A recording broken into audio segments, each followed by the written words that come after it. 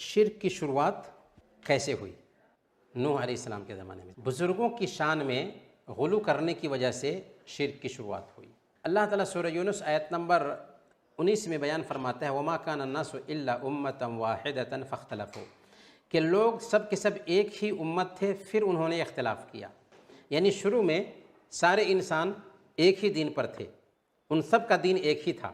چنانچہ ابن عباس رضی اللہ تعالیٰ عنہما بیان فرماتے ہیں کہ نوح علیہ السلام اور آدم علیہ السلام دونوں کے بیچ 10 سینچری کا فرق ہے، اور اس وقت تک لوگ ایک ہی دین پر تھے، ایک ہی شریعت پر تھے، ایک ہی ریلیجن کو فالو کرتے تھے، اور وہ ریلیجن کون سا تھا؟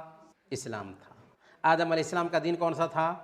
اسلام تھا، اور ہمارا دین اسلام ہے۔ الحمدللہ، جو دن پہلے انسان کا تھا وہی دن ہمارا بھی ہے، اور قیامت کے دن تک یہ دین رہے گا۔ تو یہ شرک کیسے پھیلا لوگوں میں؟ اللہ تعالیٰ نے سورہ نوح آیت نمبر 22 میں نوح علیہ السلام کے زمانے کے 5 نیک لوگوں کا ذکر کیا ہے۔ اس آیت کی تفسیر میں امام بخاری رحمۃ اللہ علیہ نے ابن عباس رضی اللہ تعالی عنہما کا یہ قول نقل کیا ہے کہ اسماء رجال صالحین من قوم نوح علیہ السلام، کہ یہ جو 5 لوگ ہیں ود، سواع، یغوث، یعوق اور نصر، یہ کون لوگ تھے؟ نوح علیہ السلام کے زمانے کے نیک لوگ تھے۔ یعنی نوح علیہ السلام کی قوم کے یہ نیک لوگ تھے جو ایک اللہ کی عبادت کرتے تھے، توحید پر قائم تھے، ایک اللہ کا نام لیتے تھے۔ جب یہ لوگ گزر گئے، فلما ہلکوا اوحى الشیطان الی قومہم، جب یہ لوگ دنیا سے گزر گئے تو شیطان نے ان لوگوں کے دل میں یہ بات ڈالی، ان کی قوم کے دل میں، کہ ایسا کرو کہ یہ لوگ دنیا سے گزر چکے ہیں، ان کو دیکھ کر کے تم اپنے اندر عبادت کا جذبہ پاتے تھے، کیا ہی اچھا ہوتا کہ یہ 5 لوگ جو گزر گئے ہیں ان لوگوں کی مورتیاں بنا لو اور اپنی بیٹھکوں میں سجا کر کے رکھو، اور انہی کے نام سے ان مورتیوں کے نام بھی رکھ دو۔ شیطان نے ایسے لوگوں کے من میں بات ڈالی، چنانچہ سارے لوگوں نے ایسا ہی کیا کہ ان کی مورتیاں بنا لی اور اپنی بیٹھکوں میں ان کو سجا دیا۔ فلم تعبد، لیکن وہ لوگ اس کی پوجا نہیں کرتے تھے، جو بنانے والے تھے مورتیاں اس کی پوجا نہیں کرتے تھے۔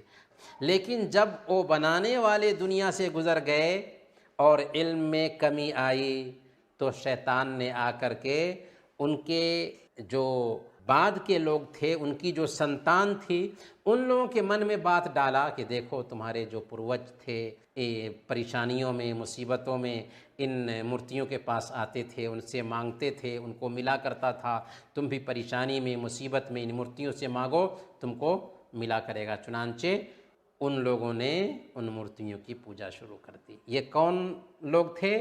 یہ حضرت نوح علیہ السلام کے زمانے کے لوگ تھے۔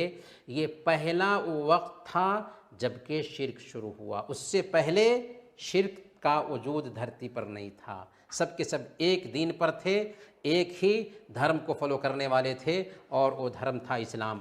تب اللہ تعالیٰ نے حضرت نوح علیہ السلام کو لوگوں کی ہدایت کے لیے بھیجا، اور اس کے بعد ہر زمانے میں انبیاء آتے رہے۔ شرک کی تو 2 قسمیں ہیں، یہ ہم جان چکے ہیں، بڑا شرک، چھوٹا شرک۔ لیکن سوال یہ ہے کہ شرک سے ہم کیسے بچیں؟ سب سے پہلے نمبر پر لا الہ الا اللہ کے مفہوم کو اگر ہم صحیح طریقے سے سمجھیں گے تو بڑے شرک سے بھی بچے رہیں گے اور چھوٹے شرک سے بھی بچے رہیں گے، کیونکہ لا الہ الا اللہ کا مفہوم کیا ہوتا ہے کہ اللہ کے علاوہ اور کوئی عبادت کے لائق نہیں۔ تو عبادت کی جو بھی شکلیں ہیں کس کے لیے ہوں گی؟ صرف ایک اللہ کے لیے ہوں گی۔ جب ہم یہ جان جائیں گے کہ عبادت میں صرف نماز، روزہ، حج، زکوٰۃ نہیں بلکہ دعا بھی عبادت ہے، قربانی بھی عبادت ہے، نذر و نیاز بھی عبادت ہے، تو ہم دعا بھی اللہ سے کریں گے، قربانی بھی اللہ کے لیے، نذر و نیاز بھی اللہ کے لیے، رکوع بھی اللہ کے لیے، سجدہ بھی اللہ کے لیے۔ یہ سارا کام کس کے لیے کریں گے؟ اللہ کے لیے کریں گے۔ اسی طریقے سے ایک دعا بھی اللہ کے نبی صلی اللہ علیہ وسلم نے سکھائی ہے۔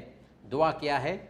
اللہم انی اعوذ بک ان اشرک بک وانا اعلم واستغفرک لما لا اعلم، یعنی اے اللہ میں پناہ چاہتا ہوں جان بوجھ کر کے تیرے ساتھ شرک کرنے سے، اور نہ جانتے ہوئے میں شرک کروں، اس سے بھی تیری معافی چاہتا ہوں۔ تو یہ دعا کرنی چاہیے، اور یہ دعا ہمیں یاد بھی کرنی چاہیے۔ اللہم انی اعوذ بک ان اشرک بک وانا اعلم واستغفرک لما لا اعلم۔